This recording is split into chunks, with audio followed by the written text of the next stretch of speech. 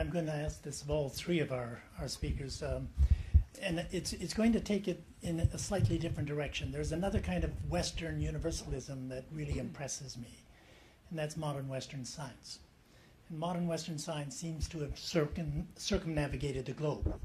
As Rajiv knows, who's a physicist, I mean, physics is done the same way in India as it is in America.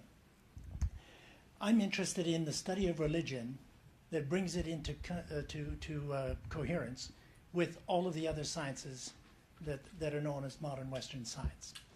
And this means that I do not take any metaphysical or religious claims as anything more than cultural postulations for any religious tradition.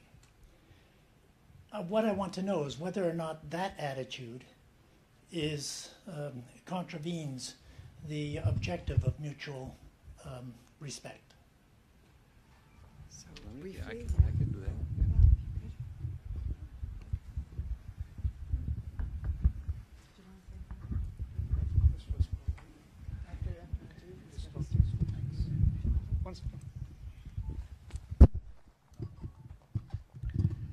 Well, thank you, Don. This is, I think, a very important question. Two parts to the question and two answers. First, what you called Western Universalism science presupposes that science as we know it is Western per se. A revised history of mathematics, which is now being developed by a lot of people, including Westerners, shows that substantial inputs to the development of calculus came from the Kerala School of Mathematics. Substantial enhancements to astronomy came from there. The Delhi iron pillar, which is made of steel and didn't rust for 1400 years, and the Ford Motor Company and US Atomic Energy, everybody trying to figure out how to make steel which won't rust for so long.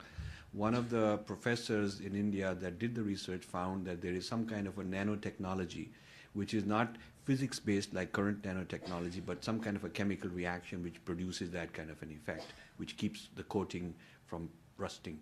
So there's a lot of non-Western science that is being discovered. So I wouldn't consider modern science to be solely Western. I think the West did assemble it, compile it, put it together. It had the benefit of going to all the civilizations, all the cultures. I mean, so a lot of the botany, a lot of the agricultural products came from the Americas, like potatoes and tomatoes, and all were developed by the Americans, Native Americans.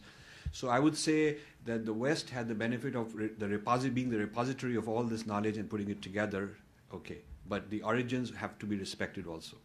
Now, the real important question you raised is, if we apply the standard of scientific empiricism, which says that we can only accept as scientific truth that which we can replicate, that which an independent observer can validate. Then, first of all, then what happens to religious claims? First of all, anything that is history-centric, by definition, is absolutely exclusive, one of a kind, cannot be replicated, nobody else can have I cannot have the Jesus experience. I cannot. So, therefore, any history-centric claim would have to be out right away. In the first filter, it would be eliminated. The claim of the yogi who says, I can have a certain meditative experience, is being now tested by functional MRIs, by neuroscience. That is, in fact, at the cutting edge of neuroscience. A number of claims of both Hindu and Buddhist yogis are being used as the very cutting edge of neuroscientific breakthroughs in the study of mind and brain and so on and so forth. So when a meditator is able to achieve a state where he is holding a certain stillness, and this stillness correlates with a functional MRI state that the machine can tell you, then you know that if many people can replicate that using the same technique, they can get the same effect.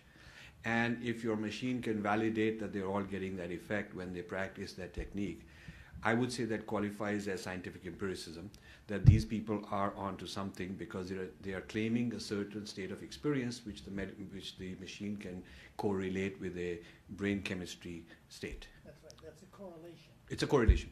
It doesn't tell you that the subjective experience I'm claiming is valid. It just tells you that the subjective experience I'm describing and she's describing who did the same technique, since we are getting the same correlate brain chemistry, and since this brain chemistry state is not found in ordinary people who haven't practiced this technique, it gives you a high, it raises the credibility that maybe our subjective experience, which is matching, perhaps is true. Perhaps a third person and a fifth person who practice the same technique might also get the same subjective experience because the physical correlate is the same. So it gives you a methodology which says you can falsify, because you could also falsify. If she had a certain subjective experience and I had a certain subjective experience, but the brain chemistry is different, then you could argue that maybe they don't know what they're talking about. So I'm not saying that this, because this methodology exists, therefore all the claims of the Dharma tradition must be valid. I'm saying that we have a methodology to test them now. And we should test them, and the neuroscientists are testing them. Some of them will turn out to be valid, some of them may turn out to be not valid, but we have a methodology which is a very scientific methodology. Only on the correlational level.